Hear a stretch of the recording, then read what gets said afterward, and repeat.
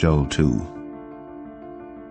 Blow ye the trumpet in Zion, and sound an alarm in my holy mountain. Let all the inhabitants of the land tremble, for the day of the Lord cometh, for it is nigh at hand, a day of darkness and of gloominess, a day of clouds and of thick darkness. You are very familiar with nuclear weapons. I mean, they're depicted in movies all the time. However, they never do a good job of showing what actually happens during a nuclear explosion. I mean, this movie would have you believe that you could survive a nuke just by getting in your fridge. That's not how the Force works. Even when we look at real test footage, it's still difficult to truly understand the power that's on display. They're always in these desolate, remote locations with nothing nearby to visually compare their size to. At least this test in the ocean had battleships for scale. On their own, it's just really hard to grasp the true magnitude of these explosions. Take a look at this shot. If you saw the movie Oppenheimer, then you're already familiar with the first test of a nuclear bomb, Trinity. Sure, it seems powerful, but it's not until I put the 900-foot-tall Eiffel Tower next to it that you can begin to grasp its true scale. Now, imagine instead of blowing up this bomb in the desert, it actually blew up in downtown Los Angeles. Well, you don't have to imagine this. 5, 4, 3, 2, 1. Oh, trust, we'll come back to this in a moment, so stay tuned. I just wanted to give you some context first, because let's be honest, this is kind of weird. It's hard for me to make a video in my upbeat tone about weapons of mass destruction, so I'm going to focus on the science behind the explosion itself, because that is truly mind-blowing. As the morning spread upon the mountains, a great people and a strong, there hath not been ever the like, neither shall be any more after it, even to the years of many generations. A fire devoureth before them, and behind them a flame burneth. The land is as the Garden of Eden before them, and behind them a desolate wilderness, yea, and nothing shall escape them. Nuclear bombs, however, just hit different. In movies, you can always tell it's a nuke because there's a mushroom cloud. It's a very distinctive shape. However, this shape isn't actually exclusive to nukes. Mushroom clouds occur from any sufficiently large explosion. It's just how thermals work in the air. In fact, the first documented example of a mushroom cloud is from the 1700s. So how do nukes hit different? And I beheld when he had opened the sixth seal, and lo, there was a great earthquake, and the sun became black as sackcloth of hair, and the moon became as blood, and the stars of heaven fell unto the earth, even as a fig tree casteth her untimely figs when she is shaken of a mighty wind. And the heaven departed as a scroll when it was rolled together, and every mountain and island were moved out of their places, and the kings of the earth, and the great men, and the rich men, and the chief captains, and the mighty men, and every bondman, and every freeman hid themselves in the dens and in the rocks of the mountains, and said to the mountains and rocks, Fall on us, and hide us from the face of him that sitteth on the throne, and from the wrath of the Lamb. For the great day of his wrath is come, and who shall be able to stand? How do nukes hit different? Instead of a chemical reaction, it is a nuclear reaction. And thanks to this dude who had special relatives, we have the equation E equals mc squared, which basically just means that energy is the same thing as mass. Stuff can be converted into pure energy, and pure energy can be converted back into stuff.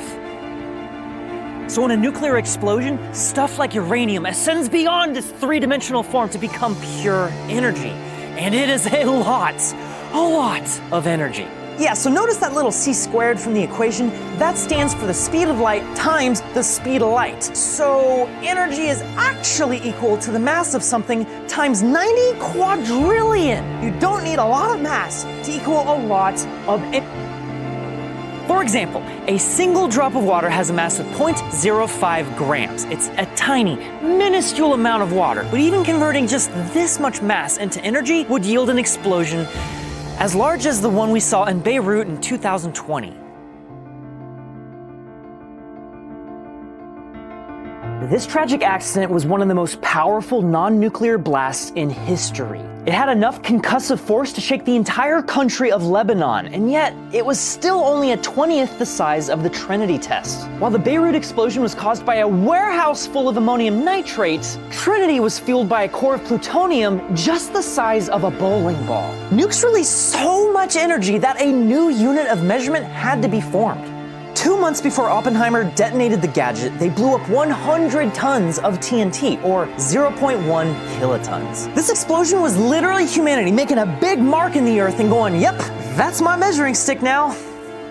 And this is how physicists were able to figure out that the size of the Trinity explosion was the equivalent of 21,000 tons of TNT, or 21 kilotons. But here's something crazy. In 2021, they actually reanalyzed the data and determined that the actual yield of this explosion was 25 kilotons. So, yeah, as if that distinction even matters when you're blowing up a city.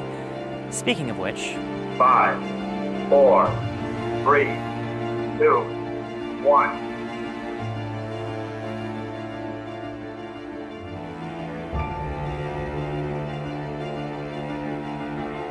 The appearance of them is as the appearance of horses, and as horsemen, so shall they run. Like the noise of chariots on the tops of mountains shall they leap, like the noise of a flame of fire that devoureth the stubble, as a strong people set in battle array. Before their face the people shall be much pained, all faces shall gather blackness. In the first 1/1,000,000th of a second after nuclear detonation, the heat is already so extreme that a ball of plasma forms. It's a fireball so hot it reduces everything inside it to subatomic particles. The core of our star is 15 million degrees Celsius, making it the hottest point in the entire solar system. But for a brief moment in time, it becomes the second hottest point because the core of a nuclear fireball can reach 100 million degrees. To put that in perspective, that's 20,000 times hotter than the vaporization point of diamond, one of the most resilient materials in the entire universe. So it doesn't matter if you're in a fridge or a bunker made of diamond, if you're inside of this fireball, you will get deleted from existence. And this shall be the plague wherewith the Lord will smite all the people that have fought against Jerusalem. Their flesh shall consume away while they stand upon their feet, and their eyes shall consume away in their holes, and their tongue shall consume away in their mouth. All this heat radiates outward at the speed of light, instantly scorching anything unfortunate enough to be within view. This real test footage shows the paint getting vaporized at the moment of detonation. It's quite literally a laser engraver, but like everywhere. Anything combustible immediately ignites on fire, including everything within a mile of this explosion. All the people within a mile and a half would receive third-degree burns. It's a burn so bad you don't even feel it. And looking at this test footage, what I find fascinating is that it's not actually windy. What we're seeing is the heat of the nuke pushing the smoke away like it's the solar wind or something. It's just that intense. The real wind and the most devastation is still to come. The shockwave is a sphere of high-pressure air that expands outward faster than the speed of sound. Jeremiah 51. Thus saith the Lord, Behold, I will raise up against Babylon, and against them that dwell in the midst of them that rise up against me, a destroying wind, and will send unto Babylon fanners that shall fan her, and shall empty her land. For in the day of trouble they shall be against her round about. In fact, this shockwave is so powerful, it levels up into something even deadlier. When it hits the ground, it reflects back up to recombine with itself, forming what's called a Mach stem. It gives the shockwave a razor's edge, shaving the city down to rubble. It's been a few seconds at this point, but the explosion is still happening! The shockwave leaves behind a pressure vacuum which sucks all the air back in with hurricane-force winds. It's not as strong as the initial shockwave, but this is more insidious. As the air rushes back into the city, it delivers fresh oxygen to all the fire! The rushing air feeds the flames, which create fire tornadoes that swell to hundreds of feet high. This terrifying reality is called a firestorm. Fire! And the beast was taken, and with him the false prophet that wrought miracles before him, with which he deceived them that had received the mark of the beast, and them that worshipped his image. These both were cast alive into a lake of fire burning with brimstone. Exactly what happened to Hiroshima. It was a city made almost entirely of wood. Before their face the people shall be much pained, all faces shall gather blackness. Yeah, that got kind of real. I wanted to show you a hypothetical explosion so that we can separate the physics of nukes from the lives they've taken. But I don't think I can do that. Separating the science from the deaths? It's impossible.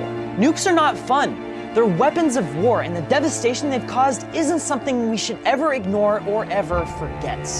Especially because this one was a small nuke. World War II may have ended, but the Cold War had just begun. It was an arms race between America and Russia to build bigger and bigger bombs, such as the B-83. It's the most powerful nuke in America's arsenal right now, and yet physically, it's not that big. It's 12 feet long. In fact, the warhead itself is just right up here at the front. For something so small, how powerful could it be? Behold, I have created the smith that bloweth the coals in the fire, and that bringeth forth an instrument for his work. And I have created the waster to destroy. How powerful could it be? 1,200 kilotons. Yeah, this is a megaton bomb. I'm using a tool called Nuke Maps. If you just Google search Nuke Maps, you'll find this. Just plug in the warhead yield of your choice, whether or not it's detonating on the surface or if it's an airburst. And then you just hit detonate. This is the fireball, this is the strongest part of the shock wave, and this signifies where everyone gets third-degree burns. This is what the Trinity explosion would look like in downtown LA, but if I put in the B-83 of 1,200 kilotons, that detonation would look like this. It's like almost 2 miles wide, just the fireball. Now the B-83 is just the most powerful nuke that we currently have in our arsenal. We've tested many more powerful nukes. For instance, the Russians tested the Tsar Bomba, which was a 50 megaton bomb. And this would literally destroy the entirety of Los Angeles. I just turned on the casualties.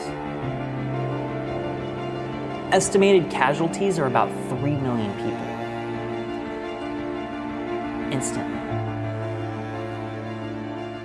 They shall run like mighty men. They shall climb the wall like men of war. And they shall march every one on his ways. And they shall not break their ranks. Neither shall one thrust another. They shall walk every one in his path. And when they fall upon the sword, they shall not be wounded. They shall run to and fro in the city. They shall run upon the wall. They shall climb up upon the houses. They shall enter in at the windows like a thief. The earth shall quake before them. The heavens shall tremble. The sun and the moon shall be dark, and the stars shall withdraw their shining. And the Lord shall utter his voice before his army, for his camp is very great, for he is strong that executeth his word. For the day of the Lord is great and very terrible, and who can abide it? I think there's a good reason why people don't normally think about this stuff.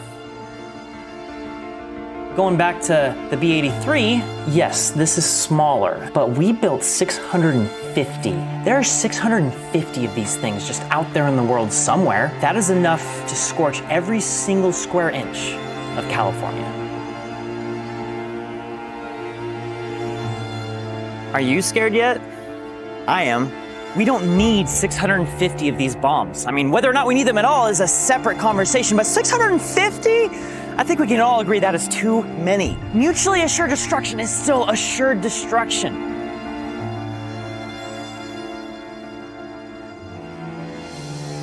The second woe is past, and behold, the third woe cometh quickly.